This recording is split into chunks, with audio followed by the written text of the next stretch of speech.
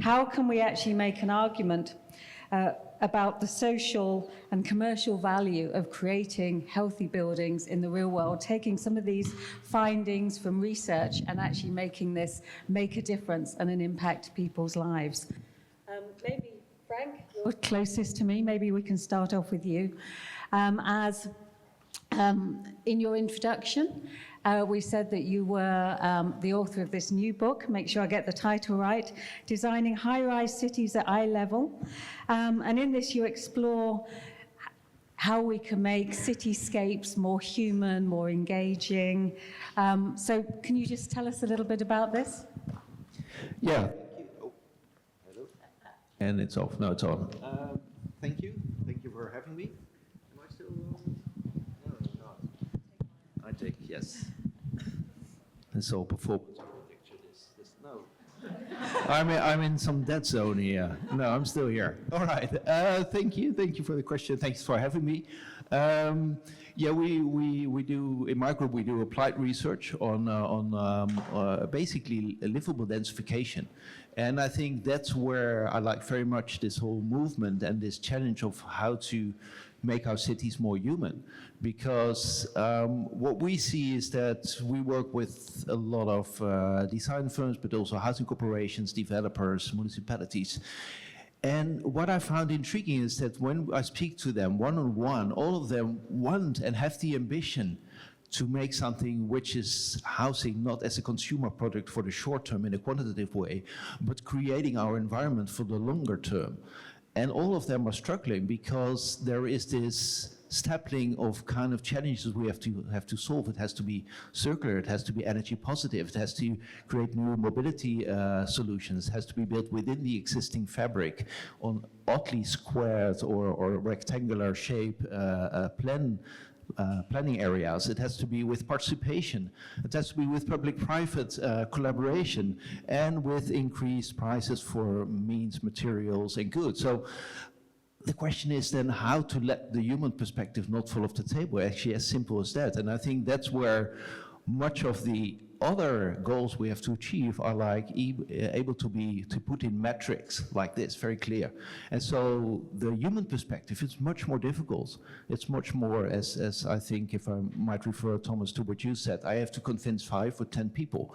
But that also means that you have to convince based on metrics that are able to keep the human perspective also in play. And that's where measuring it and being able to measure it more on the same level like the other ambitions is crucial and key, and that's where we try to enter with this neuroarchitectural research. But I think there's still a lot of ground to cover. As a short answer. Do you think that there is more of an understanding now, or are we beginning to, hopefully we're all on this journey together, about the harm that more boring, less stimulating or soulless development might actually have on people? And do you think that the Netherlands are maybe a bit ahead of where we are in the UK here, or is it a challenge for you guys as well? This is recorded, right? No, I think we might say we used to be ahead. I don't want to say negative, but I think the challenges are quite similar. I'm part of also a European coalition with housing corporations from different countries, and we see the struggle everywhere, whether you're in Berlin or Paris or London. So I think it's quite all across the board. But what is essential, I think, is to get these technologies and these scientific knowledge applicable and usable and operationable in practice. And I think there's still a whole bridge to cover, both in terms of the kind of technologies and how they're available, but also in the way we apply them in understanding that what are the specific design elements in... Am I still? Yeah, I'm still here. Yeah, I think they're saying now stop talking. No, it's a subtle sign though. No, I think so I think getting that in the hands of people, getting that in at the exact moment, I think timing, if I may say, is essential, because we are working also with long-term developments in the Netherlands, and there we see new kinds of concepts developed, both on the area and the building level.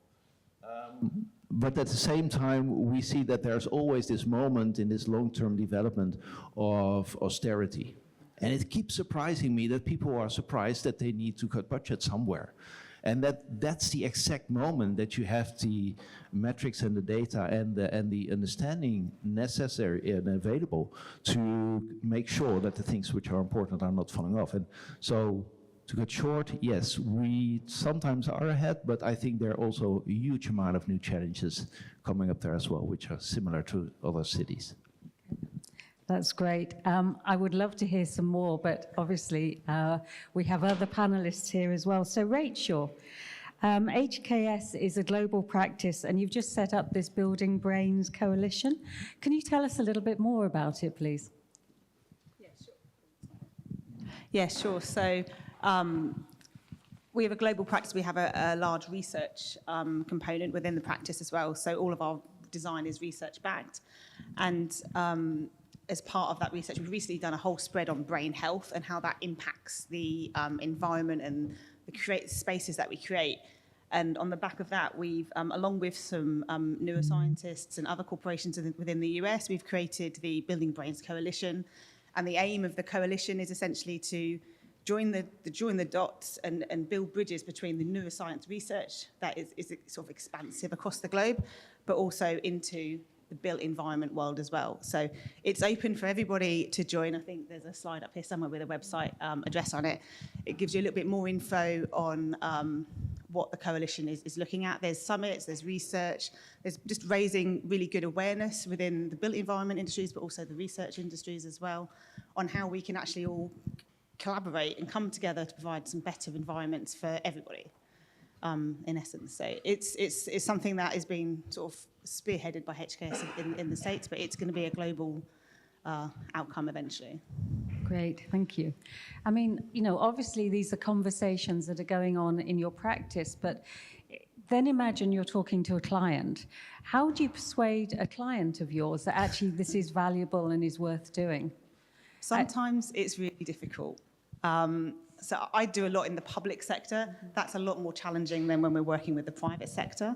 The private sector really values the input of where we can make spaces more comfortable for people, more approachable, more interesting. It gives them an extra sort of like element in terms of their commercials. But in the public sector, it's often hard because it's seen as a nice added extra rather than being inherent with the design, which is where I think we all agree, you know, there should be an element of within the design which makes it better for everybody.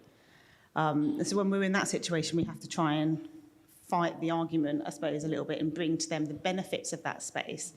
I do a lot in schools, and we're really seeing that happen on the inside of schools. That's been very successful. We're getting better learning outcomes. We're getting healthier staff, people that want to stay there. And so now it's about bringing that to the external of the building and making that, you know, have its same gravitas, because it does, but it's not necessarily on the users of the building, it's necessarily on the community that the building sits within. And maybe my point of view is I think that, you know, the planning department could help us in that, if they could then pull in and say, no, you need to make this a much better building, then we've got some gravitas to go back to the client saying, well, we can't get planning, therefore, can we go forward? But it is not as easy as it should be, I think is probably the way to put it. I mean, I think if you have any tips, other people will be quite keen to hear how you have that conversation, that this isn't just a nice to have added extra. And, you know, it sounds like you're beginning to gather evidence. Is this part of the idea behind the coalition? It's not necessarily the coalition, it's just the way that we like to operate with HKS. So we like to make sure we're getting the best for our clients, the best for the end users, the best for the community. And yeah, it's about trying to join up what the client needs and wants, and then how we can join that up with an advantage we can bring from how a building looks and performs, but also making it inclusive. I think that's also really important that we bring that in. And Jonathan, I was going to say, you're actually slightly on the other side of things, aren't you? Because you're a housing developer. So maybe you could talk to us a little bit about what you're trying to achieve with your developments and how you bring in this idea of the human perspective, and maybe even pick up on the nice to have added extras. Is this how you think about things, or do you think about this in a different way? No, think about it in a very similar way. I guess to sort of introduce ourselves is always a really important part. Is about our purpose, and our purpose is about how we can create the most impactful places for our planet. And when you boil that down, that's underpinned by a huge level of responsibility, and it ties into all of these things. That level of responsibility is something that underpins all our ideas. My background is in architecture, and I personally set out on a quest to ask the question: why is everybody else not doing it? Why are we surrounding ourselves with a little bit of shittiness and thinking that's okay? And I think today's conversation is apt because it's not about being radical. Actually, sometimes it's about going back to first principles about what human beings want. And as a developer situ, we're based in Yorkshire, and a big part of our impact is about how we can support the planet with a more sustainable future, and really mean it, because I think that there's a lot of greenwashing and that sort of overcome the industry, which is quite scary in its own right. But that level of responsibility has to be solution focused, and we believe that this generation and the generations coming through now are probably the last generations that can have quite a lot of fun doing it and changing the way we shape our cities and places for human beings. And so as a business, we focus on ingraining fun, ingraining huge levels of responsibility, and how we can be really bold in doing that, because the bold part is about actually going back to be able to go forward again. So yeah, it's I don't sit here as one of hundreds of developers, unfortunately, in the UK, but I sit here as one with huge amounts of responsibility to tie all these different, really important ingredients, challenges into one really bold solution. I mean, I love the fact that I lost count of how many times you said responsibility and bold, but I mean, that tends to not be words I hear from developers very often. So apologies for bringing this back to something really mundane, which is cost. I mean, do you think that there are cost benefits associated with your approach and the way that you work? Yeah, I think there's we're part of our purpose is about impact, and if we're truly to have impact as a developer, as a house builder, in those two categories, it's about scale, and that's not about doing everything and doing it really quick and lots of it, but it's about doing something really great at scale with the responsibility. And to do that, it has to be economical. We have to be able to show that it can trump doing something average and make the same amount of profit ultimately. And so that's a big part of what we do. We drive down costs. We're the first developer to sign up to the campaign, and I'm very proud of, because we want to prove in this forum arena and then out of these doors that actually it doesn't need to cost more. You need to think differently, for sure. You need to invest into thinking up front. You need to be bold. But actually, in our developments, we use materials and textures. And I live in one of our developments because that was important from day one, to understand how people felt. And when I talk to residents about how they feel, it's always the materials, it's always the textures, or it's the things that took a bit more thinking about, and which we religiously call the hidden design that people feel but necessarily not everybody sees and can articulate unless you're asking the question direct. And Rachel made the comment that if only planners in the planning department were asking for more of this, it might make her job easier. Do you feel that the councils that you're working with really understand where you're coming from, and are they supportive? They weren't. I think when we set out with some of the ideas, particularly around the place elements and the buildings and the materials that we were wanting to use, they didn't understand it. And I think it goes back to Thomas's point earlier, so that 70, 80 years we've accepted that stealing joy from design of buildings and also places is become the norm. So we took a solution focus to re-educate, look at some of the great examples across the world, particularly in Europe, and say it'll be okay. By doing so, we then built our own catalogue of great examples of doing, and now we take the local authorities, we take the planning officers to see some of our own examples as well as those others. And I think that's a super important point around creating a really positive ripple effect to say, it can be done, there it is. It can cost the same as building traditional, building boring. And our responsibility as human beings, particularly in our industries, is we've got to go out there and do it. I mean, I've got so many more questions for all three of you, but I imagine there's also a huge amount of questions from the audience as well. So I think, have we got the roving mic ready? And do we have any questions for our amazing panel from the audience? We've got one at the back over there, and wow, I knew there was going to have lots of questions here. I think then this lady over here, and then this lady over there, but one at the very back. Just grabbing a microphone. Okay. Just changing the batteries.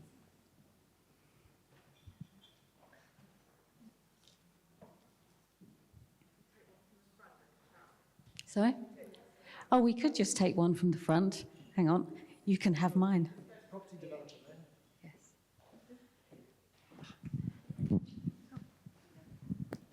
Hello. Yeah. Hi, my name is Carolina, and I'm the founder of CLB Studio, where we focus on biophilic design and regenerative design as well. My question is precisely about that. There is scientific proof that being in contact with nature has benefits on our health, and there have been a lot of studies that prove that also there is an economic benefit on that. So I want to hear your opinion on that and whether you have experienced it, whether you incorporate these principles. And yeah, that's my question.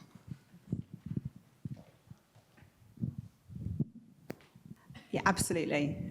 It's actually one of the findings of our brain health, healthy buildings research, was that nature has a very strong impact on how the brain functions, but also how it heals.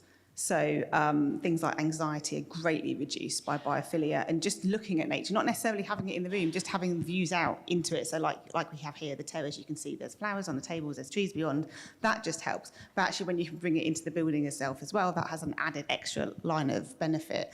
And that's something that not just ourselves, loads of architects and yourself obviously as well, are trying to bring into buildings now, bring into that whole design ethos, just to give everyone that little slightly elevated sense of well-being. I actually saw a poster on my way here on the tube, actually, which was from the WWF Foundation, saying that 20 minutes of nature a day highlights and lifts your well-being.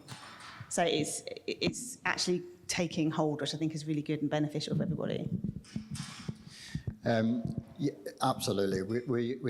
We implement nature in the spaces between the buildings in the same level of priority as the buildings themselves. As a developer, particularly again doing housing, if you look at the hundreds of thousands of new homes that are built on an annual basis, they're heavily linked to having a big car outside the front and a big fence that sits around, with deprioritization of the green space and biodiversity.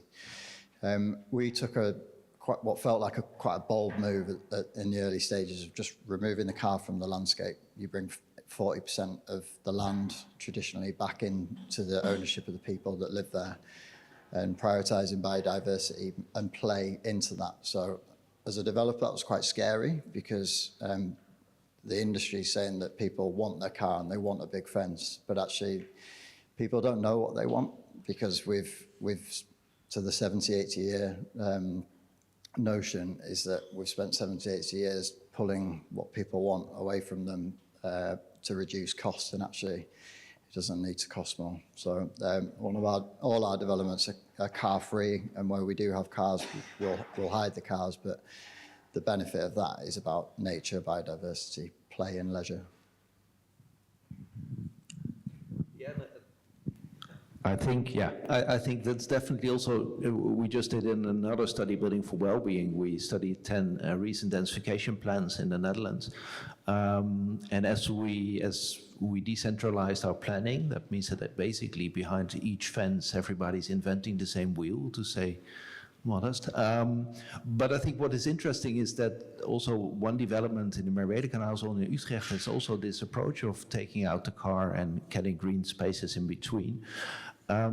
But I think there's still a lot of ground to cover in understanding, like, how then are those spaces working for people, and what are the kind of essential part in that space in order to move, for example, in a safe and pleasant way between your house and the mobility hubs, another one of the silver bullets that's presented everywhere as a solution. But we're not sure yet if that becomes like our 60s, 70s parking garage with a green wrap around it, or that's is actually something which is working also for the people. So I think there's also this question of health and well-being of those green spaces. How can it really provide being awake? How can it really provide a contramal to the intensity of the environment with the amount of buildings and people living there?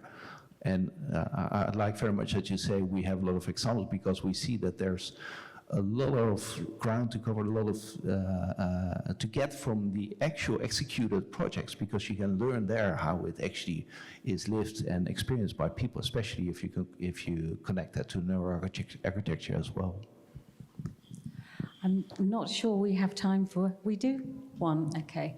Is the roving mic at the back there now? Yes, it's the lady right at the back in blue, waving. Hello, my name's Helen. I actually don't work in architecture or interior design or development or anything, so apologies if this is a bit of a naive question, but I was really struck by Jonathan's point about living in the building and understanding that kind of lived experience of the details. And also, it's been referenced a few times that decision makers, policy makers, there's only a few people that you need to convince. Is there a disconnect between those people and an understanding of the lived experience of the public? And if so, how do you make that disconnect close? I think that's mostly for you, Jonathan. Wow, okay. I think, so when I personally moved in initially to one of our developments, it was very early on in its 1,000 homes that we're delivering there. We're about halfway through. It was a crazy idea in lots of ways. I was having to deal with every single challenge that we faced very early on in our business scaling up. However, I think it was the best thing that we personally did in terms of moving there, mainly because we were able to see what didn't work, to really understand, I think earlier, the question about the hierarchy of spaces and adapt really quickly. I can't speak for other people and the importance of. I would always recommend it to anybody who really is truly being purposeful, is truly nailing themselves to the vision to get as close to the actual product and the outcome as they possibly can, because the amount of value that has been created, myself and my co-director, co-owner of Situ, we both live there. We're 6 doors down from each other and can't imagine not living there. So I think I would always advise it. I think all our developments would be very different places, and we'd be probably chasing more small pebbles in the shoe, small problems, if we hadn't been there and seen it firsthand. Round of applause for our panellists.